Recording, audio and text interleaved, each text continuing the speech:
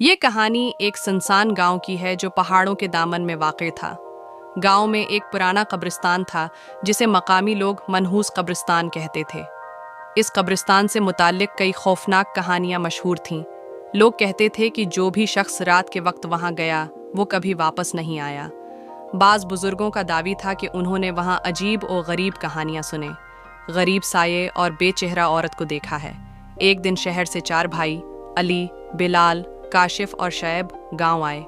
वो अपनी छुट्टियां गुजारने यहाँ आए थे और गांव के हुसीन है मनाजर से लुत्फ अंदोज हो रहे थे। एक रात गांव के चौक पर बुजुर्गों की महफिल में शामिल हुए, जहां एक ज़ईफ़ुल उम्र बाबा जी ने कब्रिस्तान की कहानी सुनाई। वो कब्रिस्तान है, मनहूस है बेटा, बाबा जी ने धीमी आवाज़ में कहा। रात को वहां जाना मौत को दावत देना है। अली हंसा, बाबा जी ये सब देसी डरावनी कहानियां हैं, हम शहर के लड़के हैं, हमें उन बातों से डर नहीं लगता। बिलाल ने साथ दिया, क्यों ना आज रात हम चारों वहां जाकर देखें, सच और झूठ का पता भी चल जाएगा। बाबा जी ने गुस्से से आंखें दिखाएं, शैतान को आवाज़ मत दो वरना वो आ जाएगा। मगर भाइयों ने इन बातों को मजाक समझा और फैसला किया कि वो रात 12 बजे कब्रिस्तान जाएंगे। रात होते ही वो चारों टार्चेस, मोबाइल्स और कैमरा लेकर कब्रिस्तान की तरफ रवाना हुए। आसमान पर आधा चांद था और फ़ज़ा में अजीब सी खामोशी तारी थी। रास्ते में खशक हवाएं थीं, दरख्तों की शाखें हवा में हिल रही थीं, जैसे किसी का साया पीछे पीछे चल रहा हो। कब्रिस्तान का दरवाज़ा पुराना और जंग आलूद था। इसे धकेल कर खोला तो एक ठंडी लहर हो जिस्म से गुजर गई।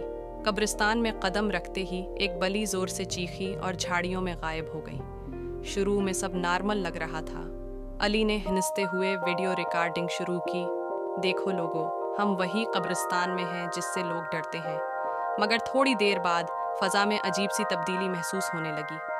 हवा तेज़ हो गई, दरख्तों से सरसराहट की आवाज़ें आने लगीं और ज़मीन जैसे हल्की हल्की कांप रही थी। अचानक काशिफ की टार्च बंद हो गई।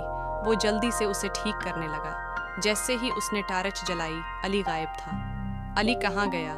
बिलाल ने परेशानी से पूछा। सबने है कहा। इधर उधर देखा मगर अली का कोई निशान नहीं मिला। उनके दिल में खौफ की पहली लहर दौड़ गई। शैब ने कहा, किसी को अली को बुलाना चाहिए, शायद वो मजाक कर रहा हो। अली, अली कहाँ हो? उन्होंने बार बार पुकारा लेकिन सिर्फ अपनी आवाज़ों का ही गूंज सुनाई दिया। फिर एक अजीब सी सरगोशी सुनाई दी, वापस चले जाओ। मगर ये आवाज़ किसी इंसान की न थी। डरते डरते वो तीनों आगे बढ़े। एक पुरानी कुची कब्र के पास अली बेहोश पड़ा था। इसकी आंखें खुली थीं लेकिन वो बेहरकत था। सिर्फ एक बात बार बार कह रहा था, वो आ रही है, वो आ रही है। शैब ने अली को झंझोड़कर होश में लाने की कोशिश की मगर अली की हालत बद से बदतर होती जा रही थी। इसी लम्हे अचानक धुंध छा गई, फ़ज़ा में ठंडक बढ़ गई और कब्रिस्तान की दीवारें जैसे ऊंची होने लगी। रास्ता जिससे वो आए थे अब धुंध में गुम हो चुका था। फिर एक साया नमूदार हुआ। वो धुंध में तीरता हुआ उनकी तरफ आया। साये ने आहिस्ता आहिस्ता औरत की शक्ल अख्तियार की। लंबे उलझे हुए बाल, सफ़ेद आंखें और चेहरे पर कोई नक्श नहीं, सिर्फ एक खाली खूल। तुमने मेरी नींद खराब की है, वो औरत बोली। अब तुम में से एक यहीं रहेगा। काशिफ ने ऊंची आवाज़ में दुआएं पढ़ना शुरू की। बिलाल ने शैब को अली उठाने का इशारा दिया। शैब ने जल्दी से अली को कंधे पर डाला और सबने भागने की कोशिश की। पहले तो वो वहीं के वहीं खड़े रह गए, जैसे ज़मीन ने उनके पांव पकड़ लिए हों। लेकिन काशिफ की दुआओं से शायद कुछ असर हुआ और उन्हें एक छोटा सा रास्ता दिखाई दिया। वो इस रास्ते से बाहर की तरफ दौड़े। पीछे वो साया चीख रहा था, तुम वापस आओगे, तुम वापस आओगे। किसी न किसी तरह वो 3 भाई अली को लिए बाहर निकलने में कामयाब हो गए। जैसे ही उन्होंने कब्रिस्तान का गेट पार किया, अली को होश आ गया। लेकिन जब उन्होंने एक दूसरे को देखा तो काशिफ गायब था। उन्होंने आवाज़ें दें, वापस भी जाने की कोशिश की मगर गेट फिर से बंद हो चुका था। और इस बार वाकई ऐसा लगा जैसे वो रास्ता कभी था ही नहीं। सुबह जब सूरज निकला, अली ने बताया कि कब्रिस्तान में एक औरत ने उसे छुआ था और वो इसकी आंखों में खो गया था।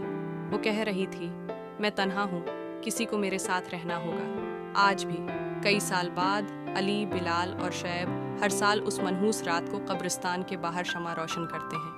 वो उम्मीद रखते हैं कि काशिफ कभी लौट आएगा, लेकिन वो जानते हैं कब्रिस्तान ने आज तक किसी को वापस नहीं किया।